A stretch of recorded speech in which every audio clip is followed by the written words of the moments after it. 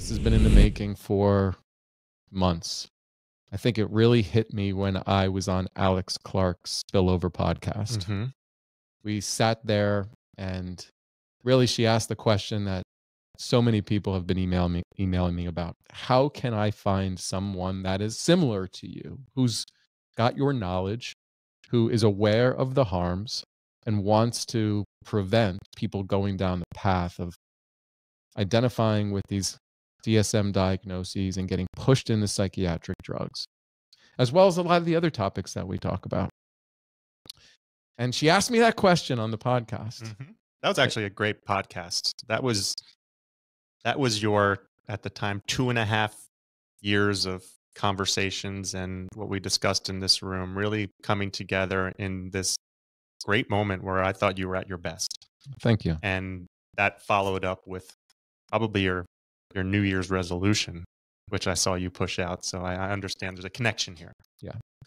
It hit me when she asked, what's next? How are we able to find people like you? How are we able to connect? There's so many people out there who are struggling in the system. Parents were reaching out to me concerned about being alienated from therapists pushing psychiatric drugs, concerned about gender ideology and the affirmative care model, about what's being pushed in schools. It's been nonstop over the course of the past 3 years. And often I didn't have an answer. I don't know. Who do I refer to? Who do I connect with? Right? In the mental health field, there was no strong network of people who are really vocal about this. I've found rogue psychologists, rogue psychiatrists, and I've certainly had conversations with people who really agree with everything I'm saying, but don't know what to do because their careers are dependent on the system and the manner in which it's created. They work in systems that require them to assign the diagnosis, refer to a psychiatrist, refer to a medical professional. And so, I prayed about it, I meditated on it, and what I ultimately came up with was the development of a nonprofit organization called the Conscious Clinician Collective. The Conscious Clinician Collective has a very clear mission. And that mission is to cultivate a community where individuals and families can engage with ethical mental health specialists and all healthcare professionals who are dedicated to upholding the principles of informed consent, medical freedom, and respect for personal autonomy. That means there needs to be a transparency, an openness about what psychiatric diagnoses are and what they're not, what mental health treatment is, what mental health therapies are, what they are not. I feel like we are in the face of widespread ideological and industrial deception. And so there needs to be a place to connect with like-minded clinicians who are open about the limitations and the harms of the system. And even in a bolder initiative is to start the process of having access to a spectrum of science-based information across disciplines, which can empower people to make informed decisions about their mental health and well-being.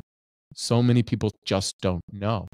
Parents feel like they're pushed to have to fill that script of that SSRI for their kid, and they're never provided informed consent.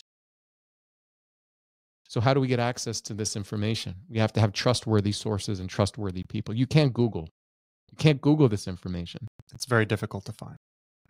If you Google, you're going to get the industry-funded propaganda that's going to push you towards their product. We're at a point where normal developmental processes, normal emotional responses to stress are being pathologized, they're being medicalized. What I'm seeing on the front lines here with how many people are coming into our center on multiple mind and mood-altering drugs is heartbreaking, and they're getting sicker. There's just not clear, direct information that is widely available. Okay, so the collective really does have two major goals. The first one is trying to unite globally. There's a lot of people out there, just like me, Sean, who really are concerned about the ethics of our profession. They feel like it's violating a high moral and ethical standard to first do no harm. And the misrepresentation of diagnoses and drugs is widespread. I think there's a lot of people, and it's not just within the general psychiatric community. I mean, we're talking about hormonal birth control. We're talking about other prescription drugs or exposure to toxins that are producing adverse responses that are actually misrepresented as psychiatric diagnoses. Nutritional deficiencies. So the objective is to expand beyond just mental health therapists, psychologists, into the nutrition aspect, maybe like nutritional psychology, nutritional psychiatry. There are no limitations, right? I want to unite all ethical and conscious healthcare practitioners, including those who are in the quote unquote non-traditional medical space, right? Functional medicine doctors, chiropractors, nutritionists, overall wellness, Reiki, right? Whatever that may be, acupuncture, Eastern medicines, philosophies. There's a lot that's, on the fringes only because it's suppressed by our allopathic medical system and its alignment with these big food, big pharma. Yeah, when it's labeled alternative, it's not the primary. So people's instinct is to go to what the primary would be, not considering the alternative as the first step. Yeah. And let's face it, we have so much to learn. Of course. Right? And when we're stuck in this paradigm, we are so limited in what our understanding is of mental health. We're at a point now where, we have generations who are only seeing it from that biomedical lens. It's being pushed in schools. There's harm in these social emotional learning, educational initiatives in ways that people don't even recognize. This is coming on the heels of Abigail Schreier's book, Bad Therapy, which I do recommend. There are iatrogenic harms to therapy, to educational initiatives. What we're doing in Western culture is harming the mental health and well-being of our next generations. It's very, very clear. And that's what iatrogenic harms is, like the harm of the intervention. So people aren't aware. Even when it comes to therapy, it's just universally spoken about as if it would be a good thing for anybody to do. Yeah. Right. And in my field lacks so much scientific credibility. It's like the Wild West out there. People can say and do whatever they want. And it's really important that we're open and honest about the limitations and the risks so people can make informed decisions. So I think the first question people are going to have is, okay, well, how are we going to know that clinician in the collective does adhere to our family values and our respect for informed consent and medical freedom? That was my question. How do you validate? Yeah. So we've created the Conscious Clinician Compact. Okay. Right? And when I say we, I'm going to also, inform everybody about the founding board, because the founding board. These people are very important in this vision and in this movement, and going to rely on them quite frequently for their wisdom and for their guidance. Great people on the board. I'm very proud of it. But the development of the Conscious Clinician Compact was initially my idea. And one of the board members, who's Dr. Ben Rawl, who I'll talk more about on today's podcast, he suggested considering it similar to like a declaration. Like the Great Barrington Declaration was like united core principles for many epidemiologists and medical professionals from around the globe in the face of widespread censorship and the misrepresentation of science. I felt like we needed to do the same thing or similar within the mental health field. So I'm going to read the Conscious Clinician Compact. And these are the core principles which any clinician, healthcare professional would have to attest to. Okay. Challenging existing paradigms can provoke discomfort and resistance. Yet it's this very disruption that catalyzes our evolution, pushing us to embrace transformative change. As mental health and healthcare professionals, we are deeply concerned by the pervasive distortion of mental health. a result of decades-long pharmaceutical industry deception. This collusion with the psychiatric medical establishment misrepresents scientific findings and inaccurately portrays psychiatric presentations as discrete and immutable medical diseases necessitating pharmaceutical intervention. Recognizing the significant risks, adverse effects, and limited efficacy associated with psychiatric drugs, we advocate for a more comprehensive, safe, and evidence-based approach to mental health care. We acknowledge the misrepresentation of pharmaceutical drugs to the public, often minimizing risks and exaggerating benefits. We understand that undiagnosed medical conditions and adverse reactions to pharmaceuticals are frequently misdiagnosed as psychiatric disorders. We prioritize transparency and integrity, advocating for informed consent and clear communication about the limitations and risks associated with psychiatric diagnoses and medical interventions. We vehemently oppose the pathologization of natural human emotions and reactions to adverse events as psychiatric illness.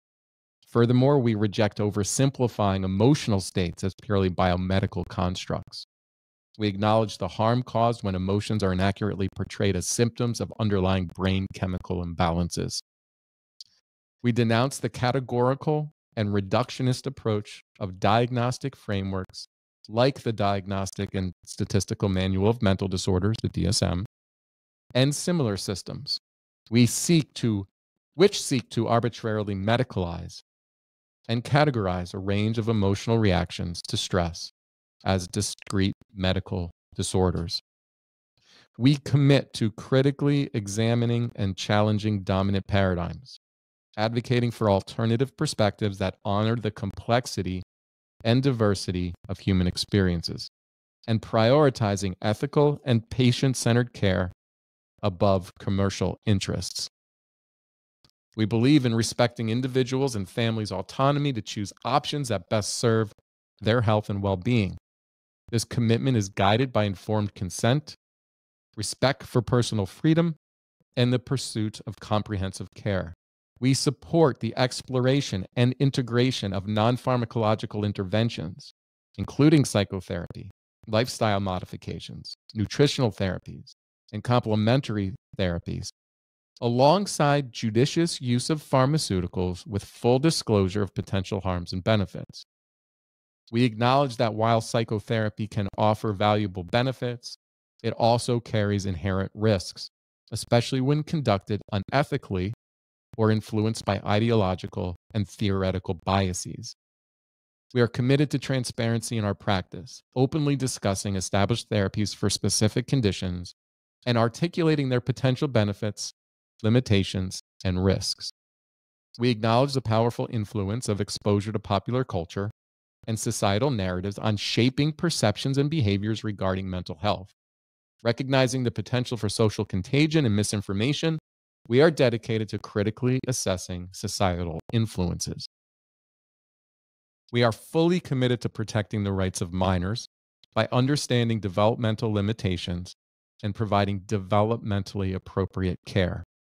This includes recognizing the unique needs and vulnerabilities of children and adolescents, fostering a supportive environment that encourages open communication and collaboration with families to make informed decisions regarding their options.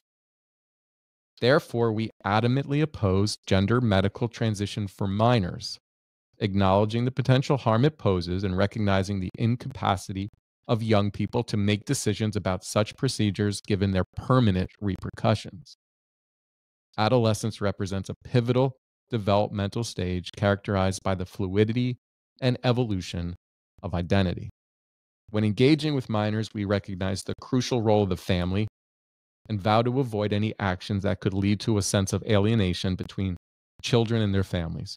We are deeply concerned about the misrepresentation of psychiatric diagnoses to children and families, often portraying them as fixed diseases requiring psychiatric drugs.